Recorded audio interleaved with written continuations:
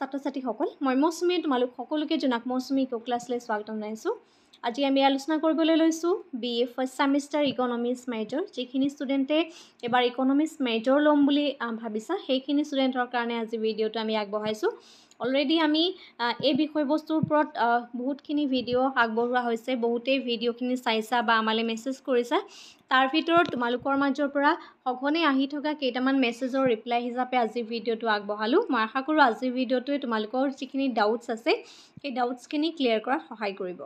ঠিক আছে, ইতিমধ্যে তোমালোকে হাই ছেকেণ্ডেৰী পাছ কৰিছা আৰু হাই ছেকেণ্ডেৰী পাছ কৰাৰ পিছত যেতিয়া তোমালোকে ইকনমিক্স মেজৰ ল'ব বিচাৰিছা বহুতখিনি ষ্টুডেণ্ট অসমীয়া মাধ্যমৰ পৰা আহিছা আৰু অসমীয়া মাধ্যমৰ পৰা অহাৰ বাবে বহুতেই ভাবিছা যে যদি ইকনমিক্সত মেজৰ লোৱা তোমালোকে ইংলিছতেই মানে মিডিয়ামটো ৰাখিব লাগিব নেকি। সেইটো কথা নহয়, ইংৰাজীটো তোমালোকে মিডিয়ামটো ৰাখিব পাৰা আৰু অসমীয়াটো ৰাখিব পাৰা, কোনো প্ৰব্লেম নহয়। ঠিক আছে, কিন্তু যদিহে তুমি ভাবিছা যে ভৱিষ্যতে মাষ্টাৰ ডিগ্ৰী কৰিম, ডেট মিনছ MA কৰিম বা অন্য ভৱিষ্যতে এছিষ্টেণ্ট প্ৰফেচাৰ হ'ম, গতিকে সেই লাইনটোত যদি তোমালোকে ভাবিছা তেতিয়াহ'লে প্ৰথম আৰম্ভণিৰ পৰাই যদি তুমি ইংৰাজী মাধ্যমত লোৱা তেতিয়া তোমাৰ বেছি সুবিধা হ'ব, কাৰণ তুমি মাষ্টাৰ ডিগ্ৰী কৰিলে তাত অসমীয়া মাধ্যম নোপোৱা, তেতিয়া তুমি ইংৰাজী মাধ্যমতে ল'ব লাগিব। আৰু যদিহে এতিয়াৰ পৰা সেই টাৰ্মছবিলাক তুমি বুজি যোৱা তেতিয়া কিন্তু তোমালোকৰ কাৰণে ইংৰাজী মাধ্যমটো ভৱিষ্যতে বহুত বেছি সহায় হ'ব।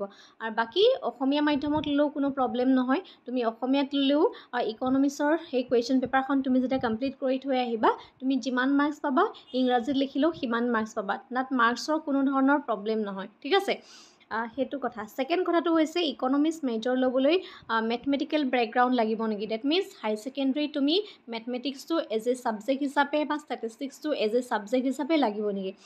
চোৱা, এই কনচেপ্টটো বা এই কথাটো ডিপেণ্ড কৰে কিছুমান কলেজৰ ওপৰত। আজিকালি কিছুমান কলেজত ধৰা কিছুমান ৰুলছ ৰাখিব পাৰে যে ইকনমিক্সত মেজৰ ল'বলৈ হ'লে ধৰা মেথছৰ বেকগ্ৰাউণ্ড লাগিব বা মেথছৰ বেকগ্ৰাউণ্ড নালাগে। ঠিক আছে, গতিকে এনেকুৱা কোনো ৰুলছ নাই যে ইকনমিক্স মেজৰ ল'বলৈ হ'লে তুমি মেথমেটিক্সত বেকগ্ৰাউণ্ড তোমাৰ লাগিবই, তাৰমানে হাই ছেকেণ্ডেৰীত মেথমেটিক্স বা ষ্টেটিষ্টিক্স এজ এ ছাবজেক্ট হিচাপে থাকিবই লাগিব, সেইটো বুলি কোনো কথা নহয়। নাথাকিলেও তুমি ইকনমিক্সত মেজৰ ল'ব পাৰা আৰু ইকনমিক্সৰ যিখিনি মেথছ আছে সেই মেথছখিনি তুমি কৰালে কৰিব পাৰিবা আৰু এডভান্টেজ হয়, কাৰণ ভৱিষ্যতে যিহেতু আমি BA পাছ কৰাৰ পিছত বা MA পাছ কৰাৰ পিছত আমি বিভিন্ন ধৰণৰ প্ৰতিযোগিতামূলক পৰীক্ষাবিলাকত অৱতীৰ্ণ হ'বলগীয়া হয়, গতিকে মেথছৰ লগত আমাৰ এটা কানেকশ্যন থাকি যায়। গতিকে ইকনমিক্সত মেজৰ ল'লে যে আমি মেথছৰ পেপাৰকেইখন পাওঁ সেইটোৱে কিন্তু তোমালোকক বহুত বেছি এডভান্টেজ হয়, কাৰণ সেই মেথছৰ পেপাৰকেইখনে তোমাৰ সেই মেথছৰ প্ৰতি যোনটো কানেকশ্যন সেই কানেকশ্যনটো ৰাখিলে তোমাৰ স্কিলটো ইম্প্ৰুভ হ'ল আৰু কিছুমান সৰু সৰু কথা তুমি পাহৰি নোযোৱা, কাৰণ আমি ধৰা মেট্ৰিক পাছ কৰাৰ পিছতেই আমাৰ মেথছৰ লগত কানেকশ্যনটো নোহোৱা হৈ যায় আৰ্টছৰ ষ্টুডেণ্টখিনি।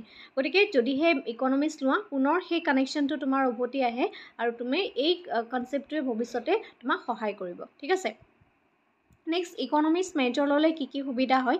ভৱিষ্যতে তুমি বিভিন্ন ধৰণৰ পৰীক্ষা দিব পাৰিবা। নৰ্মেলি অসম চৰকাৰৰ আণ্ডাৰত যিখিনি পৰীক্ষা অনুষ্ঠিত হয় সেই পৰীক্ষাবিলাক সকলো ধৰণৰ ছাত্ৰ ছাত্ৰীয়ে দিব পাৰে, যেনে ধৰণৰ ADRE কনচেপ্ট কথা যদি আমি কওঁ সেইবিলাকত সকলোৱে দিব পাৰে।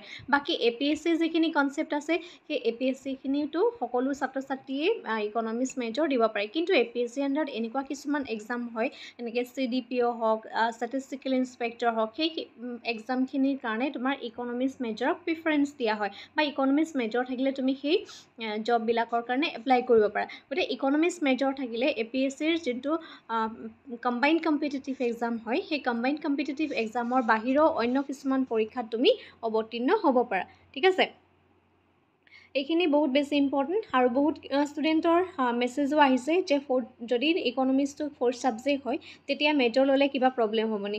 অবভিয়াছলি একো প্ৰব্লেম নহয়। যদি তুমি ভাবিছা যে ইকনমিক্সত মেজৰ লৈ পেলাই ভৱিষ্যতে তুমি আগুৱাই যোৱা তেতিয়া তুমি ইকনমিক্সত মেজৰ ল'ব পাৰিবা। যদি তোমাৰ এতিয়া ফ'ৰ্থ ছাবজেক্টটো হৈছে ইকনমিক্সটো তেতিয়াও কিন্তু তোমাৰ কোনো ধৰণৰ প্ৰব্লেম হ'ব নালাগে বা প্ৰব্লেম নহয়। বহুত ষ্টুডেণ্টৰ সেই প্ৰব্লেমটো হয়, কাৰণ তেওঁলোকে ভাবি থাকে যে ইকনমিক্সত মেজৰ ল'ম, কিন্তু পৰীক্ষাত কি হ'ল তেওঁলোকে ইকনমিক্স মেজৰত ফ'ৰ্থ ছাবজেক্ট হিচাপে আহিলে।